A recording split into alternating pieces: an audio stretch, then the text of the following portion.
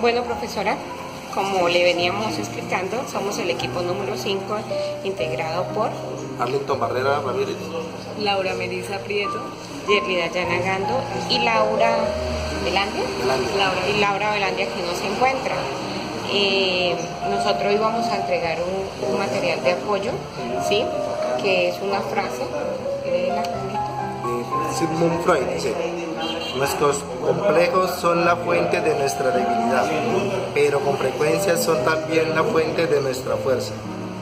Muchas gracias, profesora, por la oportunidad que nos da de exponer y por realizar este video. Nos pareció pues también un poco emotivo, ¿sí? Que nos da hasta nervios.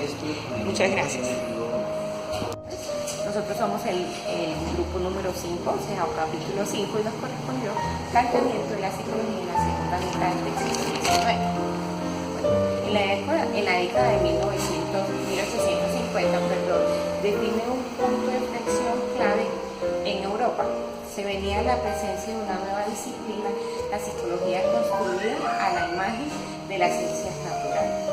La fisiología mostraba un esquema de demostración de las bases cerebrales y más procesos psicológicos que comenzaban a ser medidas. Entre la fisiología comenzaba a tener respuesta.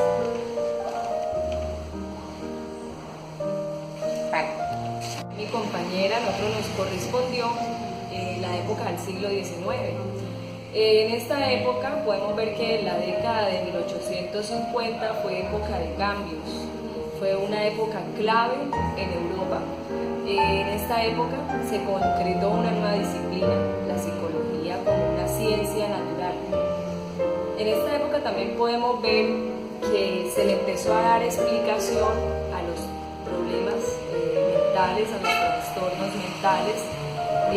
También podemos ver que en esa época se usó la fisiología y la fisiología se basó en el arco reflejo.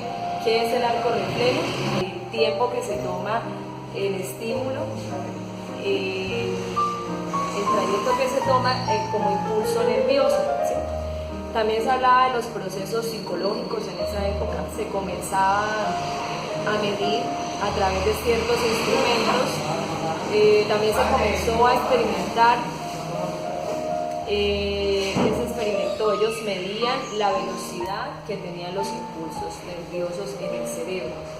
Ellos hablaban también de que lo nervioso ayudaba a medir lo psíquico. Ya hablando acerca de la fisiología experimental, podemos hablar de ya del año 1852 más exactamente. Tenemos un exponente para esta época que fue Rudolf Hermann Lotze.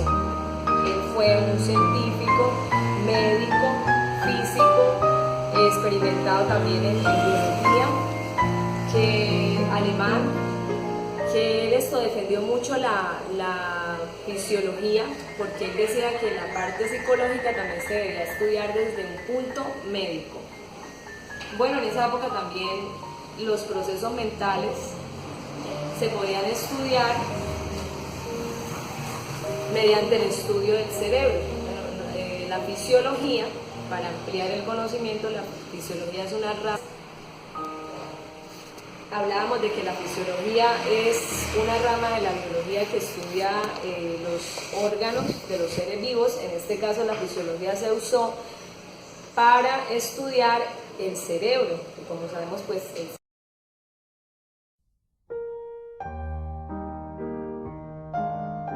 Seguir con la exposición. El tema que propondió, venimos hablando de la psicología, del pensamiento psicológico del siglo XIX. A mitad del siglo XIX aparece la teoría evolucionista de Darwin. Eso no quiere decir que él sea el primero que habló de la teoría de la evolución de las especies. Pero es el mayor representante. ¿Quién es Darwin? Darwin es, a corto rasgo, un científico, un naturalista. Darwin estudiaba en Cambridge, 2 años estudió medicina. Luego un consejero, un monje, le aconsejó que se pasara a la parte naturalista. y él empezó a estudiar, cambió de carrera. En ese mismo proceso, el mismo monje le sugirió que Darwin que hiciera un viaje en una expedición de un capitán, Fitzroy. Él hizo un viaje por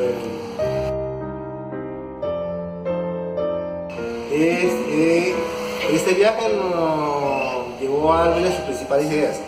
¿Por qué? Porque él, cuando llegó a la isla de los Galápagos, él observó las especies y ahí sacó su teoría.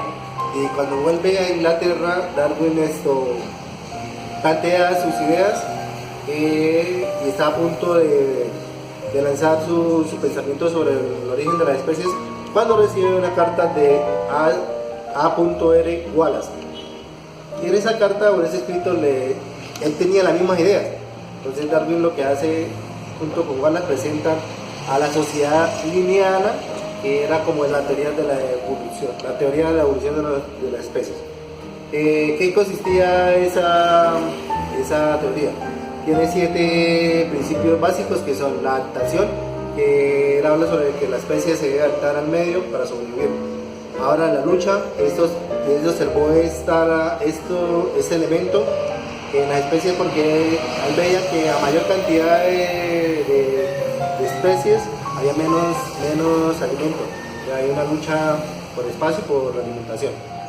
Variaciones, él observó en los animales y en las especies que él estaba haciendo el análisis, que la naturaleza le daba ciertas atribuciones diferentes a cada especie.